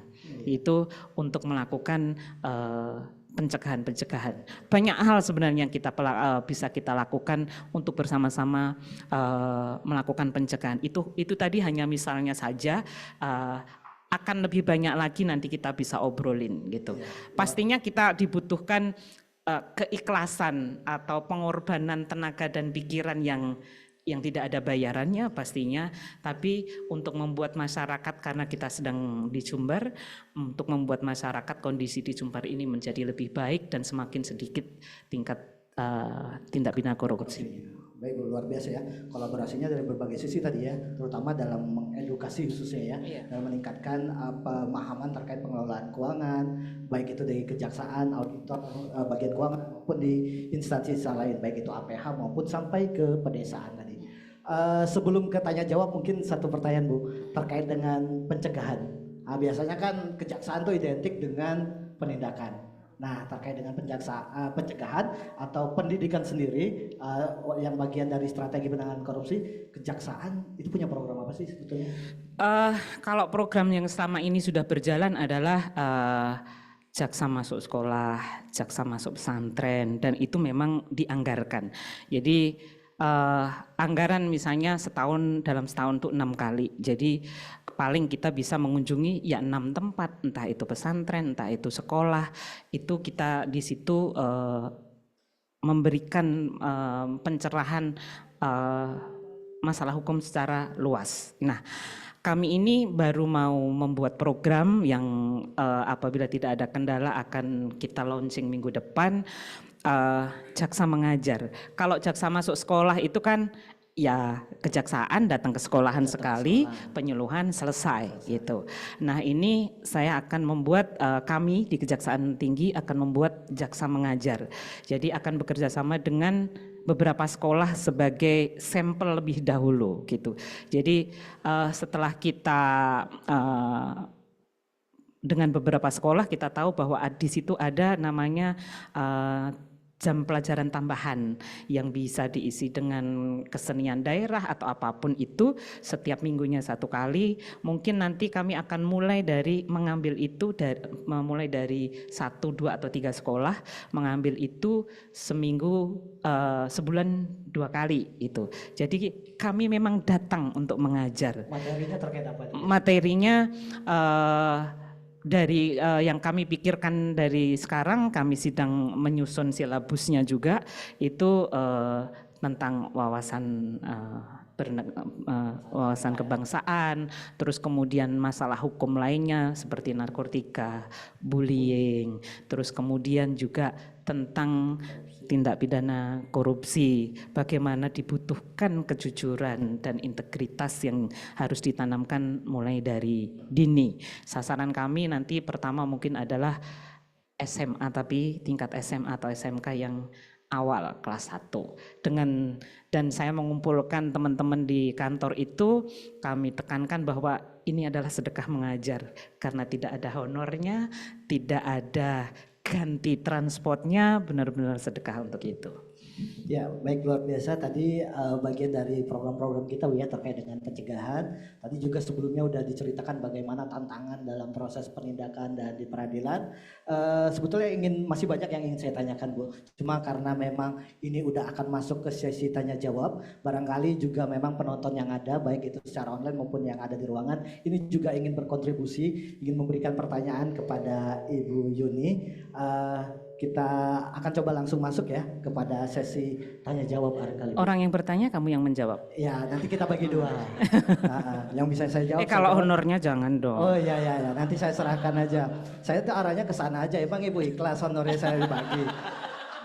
Tapi ini udah baper Bu, hatinya udah dibagi nih loh. Oke, kami persilakan kepada para peserta yang barangkali bergabung secara online untuk bisa meraise hand kalau emang berkesempatan untuk menanyakan langsung. Cuma kalau memang belum, kita akan coba bacakan barangkali ya, yang via chat ya. Oh, yang di ruangan ini terlebih dahulu ya. Kepada Bapak Ibu yang berada di ruangan terlebih dahulu, kami kesempatan untuk bisa mengelaborasi pertanyaan dan kami mohon untuk menyampaikan atau memperkenalkan terlebih dahulu sebelum menyampaikan pertanyaan. Kami persilakan pertama untuk Pak Sugeng. Baik, Assalamualaikum warahmatullahi wabarakatuh. Waalaikumsalam warahmatullahi wabarakatuh. Terima kasih Ibu. Satu, tadi sudah dibahas terkait dengan asta cita dari pemerintahan baru Prabowo Gibran. Saya melihat ditaruh di urutan yang ke-7. Ini kira-kira ada artinya nggak kalau menurut Ibu? Kenapa kok di-7 gitu? Nah, kedua terkait dengan gebrakan dari institusi kejaksaan, apakah dengan adanya pemerintahan baru ini ada gebrakan baru di dalam mungkin penindakan korupsi? Karena itu juga ancang-ancang buat kami juga ini, kalau kejaksaan ada gebrakan baru otomatis kami juga harus siap-siap karena nanti kolaborasi kita otomatis untuk melakukan penghitungan ini perlu SDM yang lebih banyak lagi barangkali gitu. Nanti akan semakin banyak yang berambut putih. Baik, mungkin itu saja Bu, terima kasih. Oke. Baik, terima kasih Pak Sugeng. Izin Bu, Pak Sugeng ini adalah Korwas, koordinator pengawasan yang membidangi bidang investigasi yang memang mitranya langsung adalah kejaksaan. Jadi ada 2 pertanyaan. Oh gitu, dikumpulin dulu ya. Baik, yang selanjutnya ini ada 1 pertanyaan lagi dari Mbak Feby yang kebetulan dari bidang investigasi juga.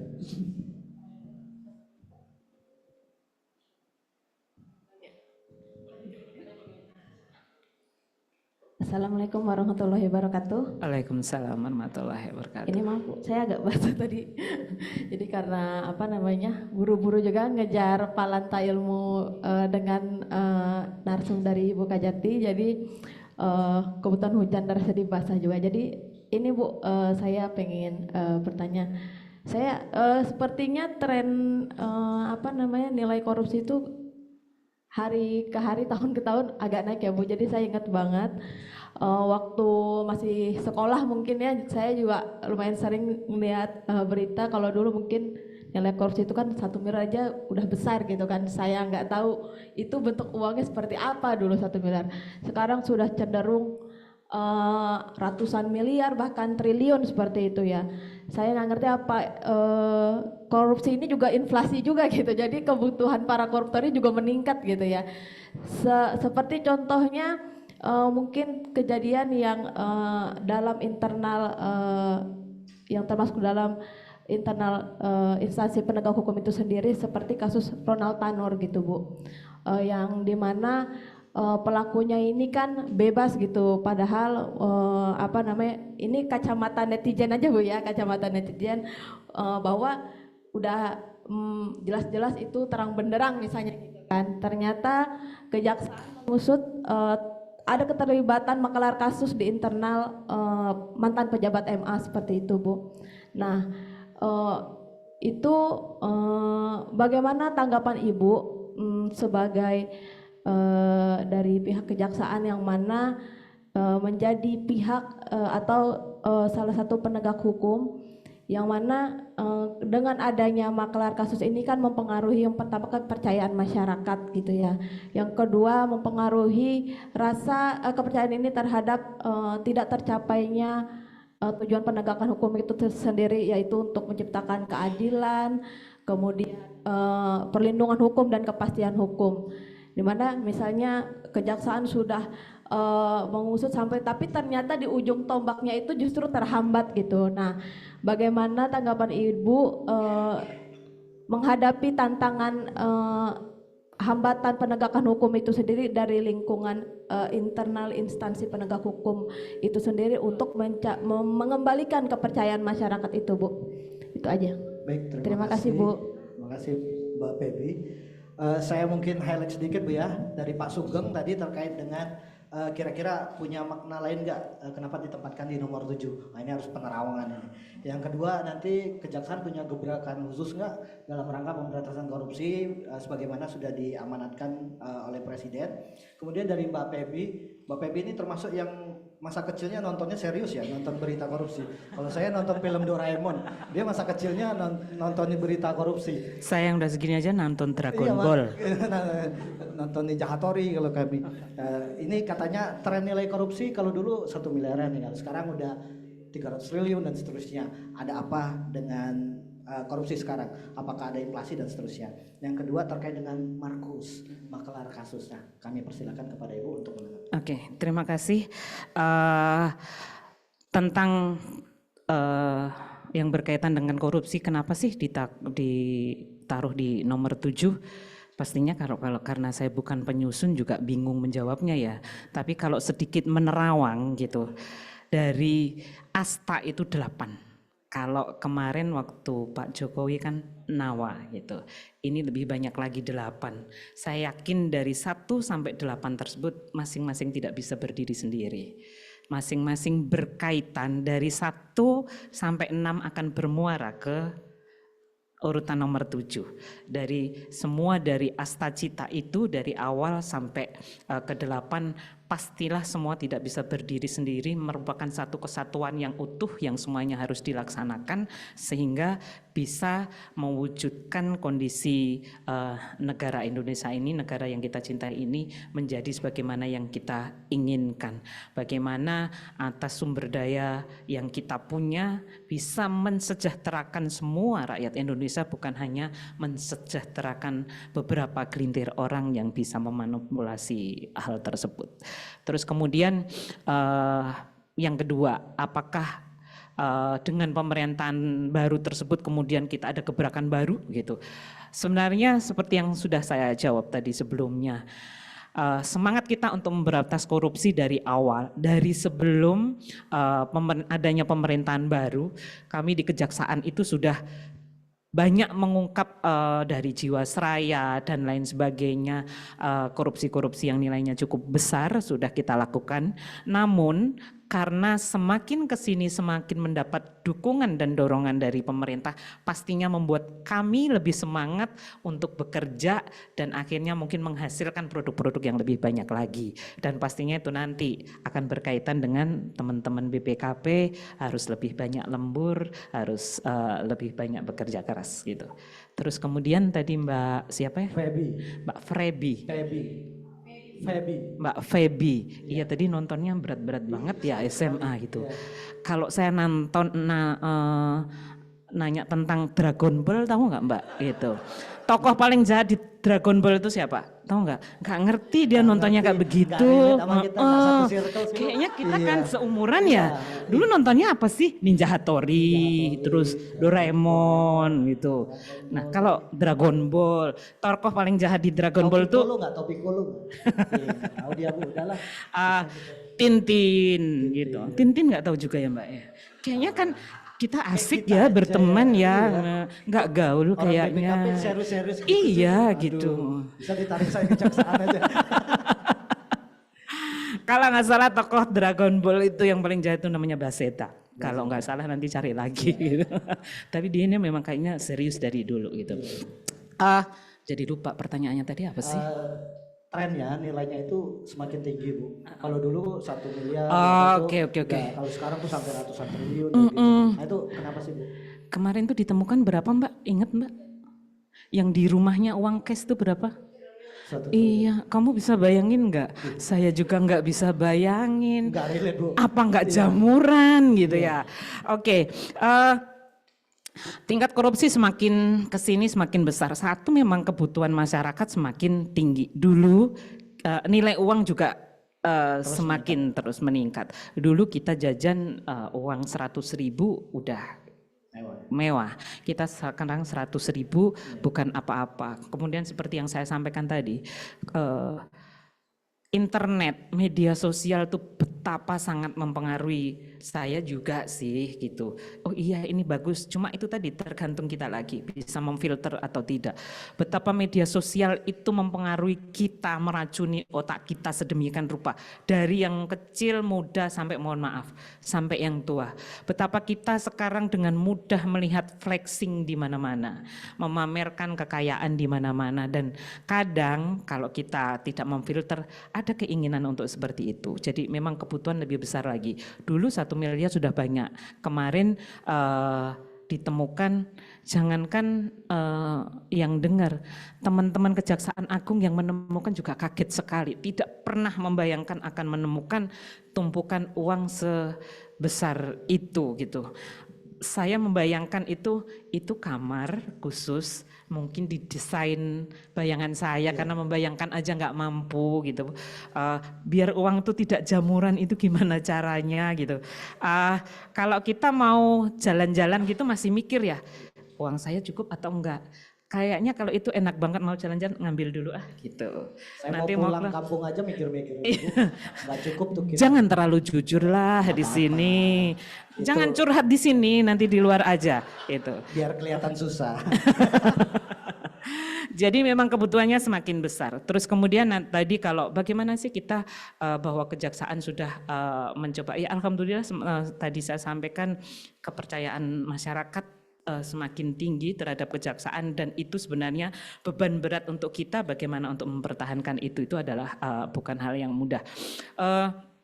Bagaimana kita memerangi sedangkan sesama instansi itu sesama APH saja mungkin ada yang menghalangi. Saya yakin sebenarnya dimanapun itu adalah oknum. Jadi di kejaksaan pastinya juga ada oknumnya, di BPKP saya yakin dimanapun juga oknumnya ada, teman-teman di pengadilan juga mungkin ada oknumnya gitu.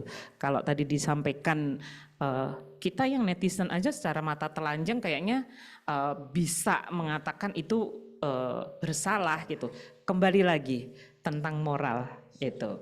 Saat kita memegang suatu perkara, moralnya akan kembali, oh iya ini nyawa orang dan lain sebagainya. Justru dari hal yang janggal tersebutlah kita insting selaku penyidik mencoba menelusuri hal itu, dan akhirnya dari beberapa saksi yang beberapa informasi kemudian sampailah setelah hakim, sampailah kan pasti akan ditelusuri ini uang dari mana, lewat siapa, akhirnya ke mantan pejabat di MA tersebut dan ditemukan uang yang begitu lumayan banyak.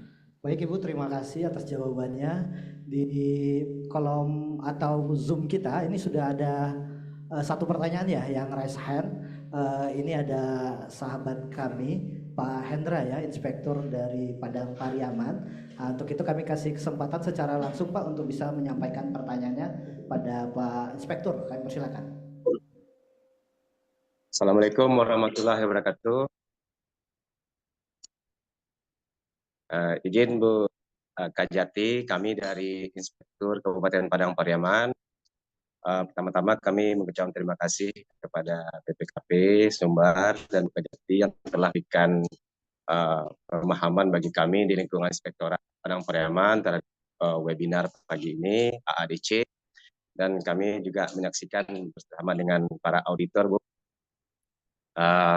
Di sini kami mengapresiasi terhadap kolaborasi kami dengan Ibu Kajati Sumbar, khususnya dengan Kajati Pariaman dan Kasipitsus, dengan Kasih Intel, kemudian dengan kawan-kawan di Kejaksaan terhadap penanganan pencegahan anti korupsi, di mana terkait dengan pengaduan masyarakat, kita bersama dengan jajaran Kejaksaan Negeri Pariaman bersinergi seperti yang kami lakukan kemarin ketika ada berita online, kemudian pengaduan terhadap salah satu penggunaan dana BOS di SMP 1 Sicincin, di mana kita sama-sama mendapatkan informasi dengan wartawan, dan kemudian kami coba berkolaborasi bersinergi dengan Kejari Pariaman dengan Kasipitsus, kita tindak lanjuti pengaduan tersebut, dan kami juga melakukan cek langsung ke SMP 1 Sicin tersebut. Kemudian kita juga kemudian menindaklanjuti hasil dari cek fisik tersebut, cek lapangan, dan kami juga melakukan dengan kepala sekolah, kemudian kami tindak lanjut juga dengan konfirmasi dengan komite terhadap penyalahgunaan indikasi penyalahgunaan nabot. Kami apresiasi ini, Bu, terhadap tindak lanjut pengaduan masyarakat, di mana kami di Inspektorat juga dilibatkan untuk terhadap pengaduan masyarakat, dan kami harap ini sinergi ini, Bu, kami sangat apresiasi sekali, Bu, di mana pihak Kejaksaan juga melibatkan kami dalam pengaduan masyarakat. Yang kedua, terhadap support sistem yang Ibu sebutkan tadi, kami juga mohon tipsnya, Bu, bagaimana ini kita menciptakan budaya anti korupsi di kalangan pemerintah daerah, apakah ini dari pemerintah kabupaten, kemudian tentang kepala sekolah, dana desa, kemudian dengan perangkat daerah, sehingga ini menjadi budaya anti korupsi di pemerintah daerah dengan melibatkan seluruh stakeholders, penegak hukum, kemudian juga melibatkan dari tokoh-tokoh masyarakat. Seperti Ibu sebutkan tadi, ada jaksa masuk sekolah, mungkin jaga desa, bagaimana ini kita bersinergi dengan aparat penegak hukum, Inspektorat dengan aparat penegak hukum, ke depannya ingin lebih baik lagi kolaborasinya. Mungkin itu dari kami, Bu. Terima kasih. Assalamualaikum warahmatullahi wabarakatuh. Waalaikumsalam warahmatullahi wabarakatuh. Baik, terima kasih Pak Inspektur Kabupaten Padang Pariaman, Pak Hendra, atas pertanyaannya. Yang pertama tadi terkait apresiasi bahwa inspektorat ini telah dilibatkan, Bu, ya, dalam penanganan kaitannya dengan pengaduan masyarakat. Kalau yang kedua nih, sepertinya beliau minta elaborasi lagi nih, Bu, kira-kira tips and triknya untuk ngebangun support system tadi, khususnya untuk case beliau ini menjaga akuntabilitas keuangan di pemerintah daerah. Terima kasih Pak Inspektur, Inspektur Keuangan ya. Iya, inspektor daerah. Tadi saya otaknya inspektur upacara. Iya, inspektoratnya, Bu. Terima kasih Pak Inspektur atas apresiasinya.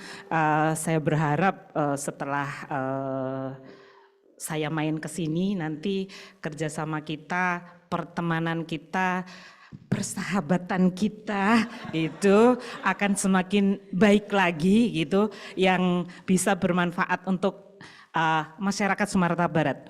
Jadi kayaknya kita nanti akan kita coba duduk bersama, kita temukan apa sih bentuk yang harus kita formulasikan agar pertemanan kita Kejati, Kejaksaan dengan BPKP, terus Kejaksaan dengan pemerintah daerah, Kejaksaan dengan masyarakat, kita bikin suatu kerjasama atau apapun itu bentuknya, sehingga pertemanan ataupun kerjasama itu tidak terasa kaku, bisa begitu mudah diterima dengan masyarakat. Kadang kita penyuluhan itu kan kadang menjemukan tuh karena kita terlalu kaku gitu, terlalu serius, terlalu teoritis gitu. Jadi nanti kita bisa formulasikan bagaimana kita menciptakan suatu support system yang mencakup bukan hanya Kejaksaan dengan BPKP, tapi dengan lingkup yang lebih banyak lagi untuk membuat meminimalisir tindak pidana korupsi yang terjadi di Sumatera Barat. Insya Allah kita bisa wujudkan itu, kita mulai dari kita, kejaksaan dengan BPKP nanti akan mencakup juga ke instansi lain yang berkaitan dengan itu. Tapi paling tidak semua hal bisa kita lakukan dimulai dari diri kita sendiri, dimulai dari hal yang kecil, dimulai dari sekarang. Iya, terima kasih Bu Kajati atas tips dan triknya. Mungkin satu lagi kali ya, pertanyaan dari kolom komentar ini Bu. Ini masih antusias sekali. Sebetulnya banyak sekali chat di kolom komentar, tapi mohon maaf nih karena waktu kita terbatas. Sebetulnya Ibu sedang dalam sibuknya Bu ya, lagi ada proses interview calon-calon jaksa masa depan. Nah, karena ini udah berterima kasih berkesempatan di BPKP, tapi ya ini ada satu pertanyaan untuk mewakili dari kolom chat. Izin bertanya, bagaimana mekanisme penetapan tersangka Bu pada saya selaku auditor menangani PKKN? Dalam penetapan tersangka saat penyidikan sering terjadi tebang pilih. Pelaku utama tidak ditetapkan sebagai tersangka, malah aktor kedua yang dijadikan TSK. Mohon penjelasan Bu. Siapa tuh tadi? Ada namanya? Namanya siapa? Dari mana? Kan pengen kenalan juga. Iya. Meli. Terima kasih. Dari investigasi. Ya, di 50. Terima kasih Mbak Meli atas pertanyaannya. Tapi masa sih ada yang pelaku utama tidak ditetapkan tersangka, yang kedua justru iya? Seandainya ada, itu dimanapun, di instansi manapun pasti itu oknum. Kalau buat saya kayaknya tidak. Itu. Jadi pasti pelaku utamanya dulu yang harus ditetapkan. Pastinya untuk menetapkan tersangka itu juga tidak mudah. Apakah unsur-unsur yang disangkakan itu sudah terpenuhi atau belum, kita harus kadang begini, menurut kacamata awam dengan kacamata kita selaku penyidik itu berbeda. Jadi kita itu nanti dalam pembuktian harus memenuhi unsur-unsur yang ada dalam pasal. Unsur-unsurnya kan banyak, kita elaborasi satu-satu. Apakah sebenarnya ini sudah memenuhi syarat atau belum? Kadang kita bisa menemukan justru menurut orang itu adalah urutan kedua. Tapi ini yang sudah memenuhi dulu, kita tetapkan tersangka terlebih dahulu. Jadi tidak akan menutup kemungkinan, oh ternyata ini di atasnya kena loh, memenuhi unsur dulu loh. Akhirnya nanti kesempatan berikutnya kita juga akan tetapkan tersangka. Tapi insya Allah lah hal itu tidak akan terjadi. Tapi menurut kacamata kita selaku penyidik dengan teman-teman selaku apapun itu atau masyarakat luas, kacamatanya pasti berbeda. Dan kadang saat kita tengah melakukan penyidikan, kita tidak bisa semuanya kita share ke teman-teman media. Ada hal-hal yang harus kita jaga untuk mencegah agar kalau ada tersangka lain tidak melarikan diri dan seterusnya. Baik Ibu, terima kasih. Sebetulnya kita kepengen elaborasi lebih lanjut, tapi karena waktu kita yang sangat terbatas, maka waktu kita kemungkinan akan kayaknya lebih banyak kita, ya. iya. Kan kita nanti janjian ketemu lagi. Boleh Bu nanti. Katanya sebelum tuh selesai, kayaknya kita kan asik ya ngobrolnya ya. Jelas.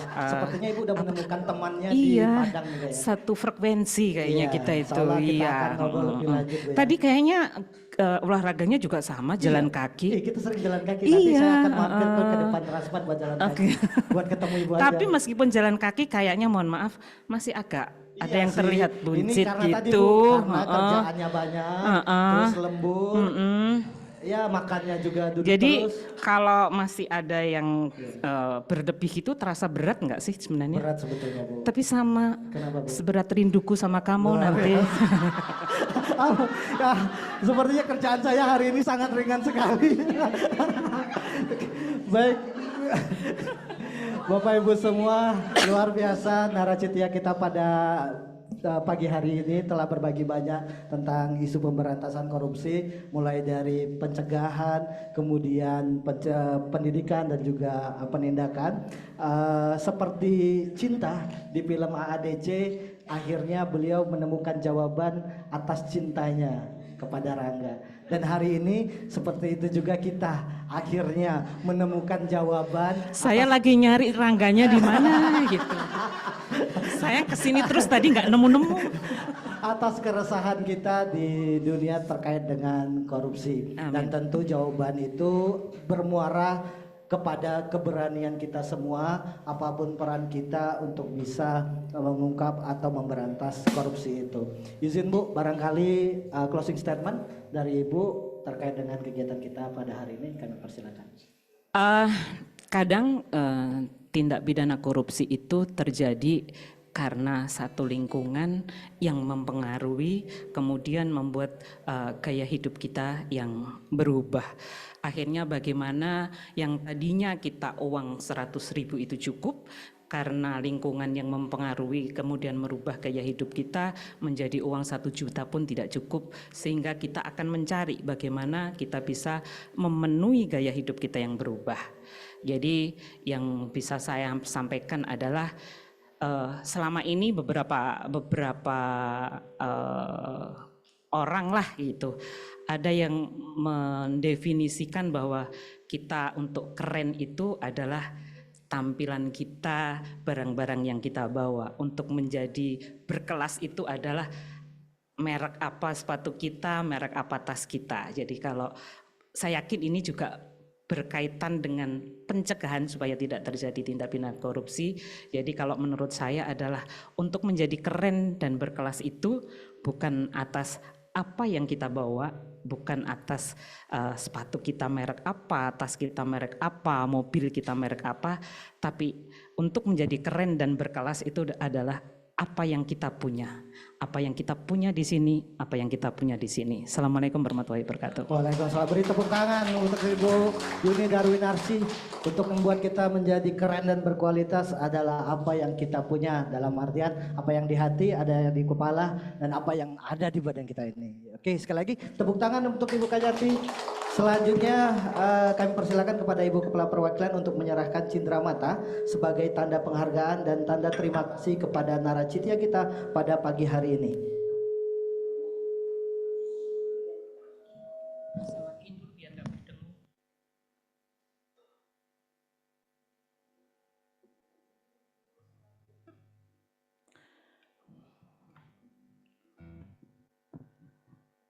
Baik, demikianlah akhir dari talk show.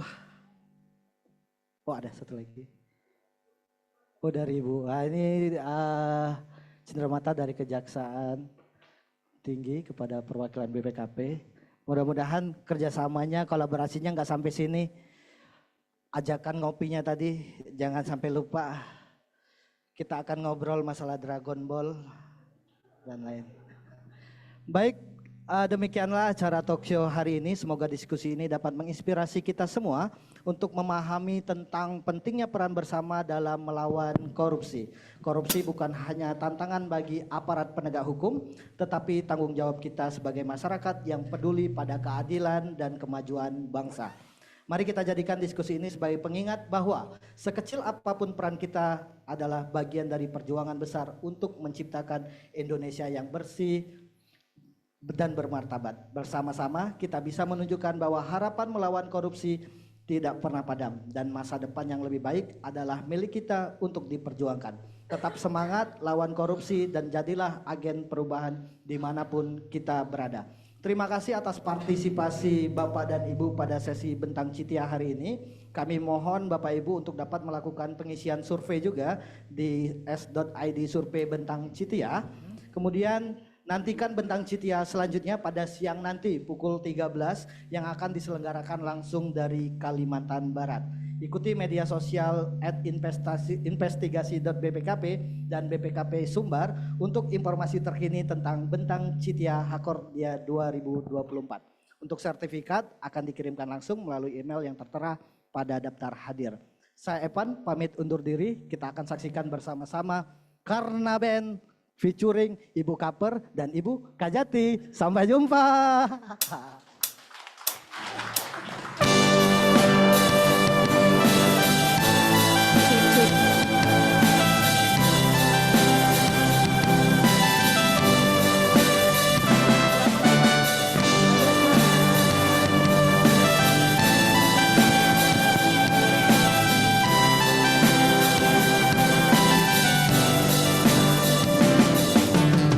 Kau datang ketika aku jatuh bangun dan jatuh dalam langkah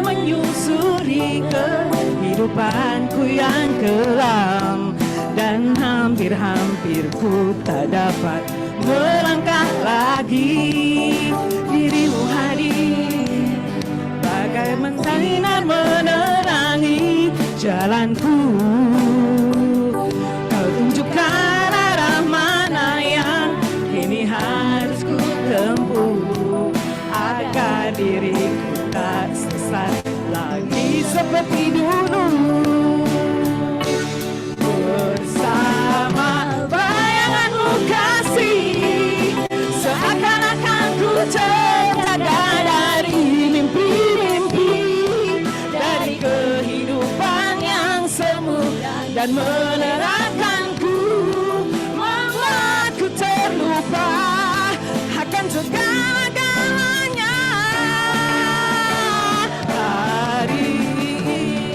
Hari ini aku mencoba berdiri dan melangkah lagi. Bila esok sinar mentari pagi kan bersinar lagi, aku kan menuju cita-cita yang pasti.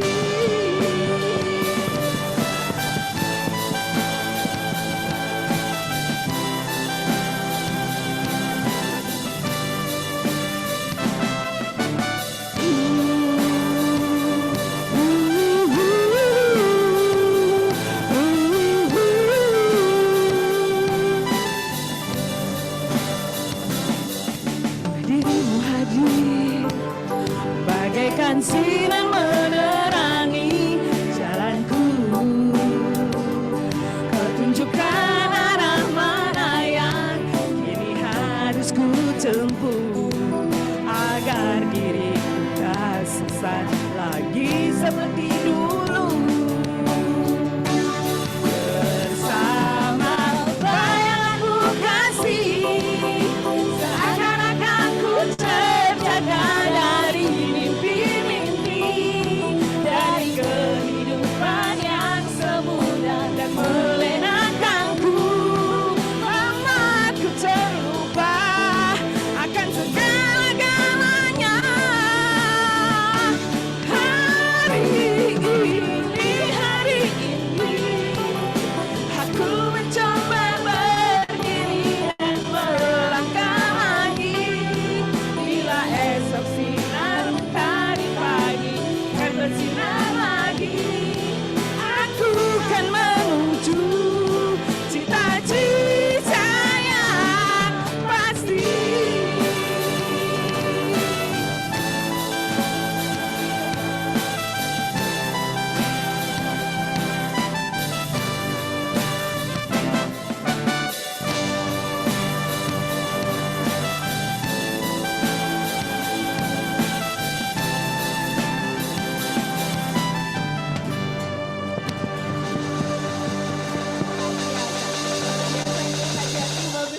Tak kirain belakangnya ada yang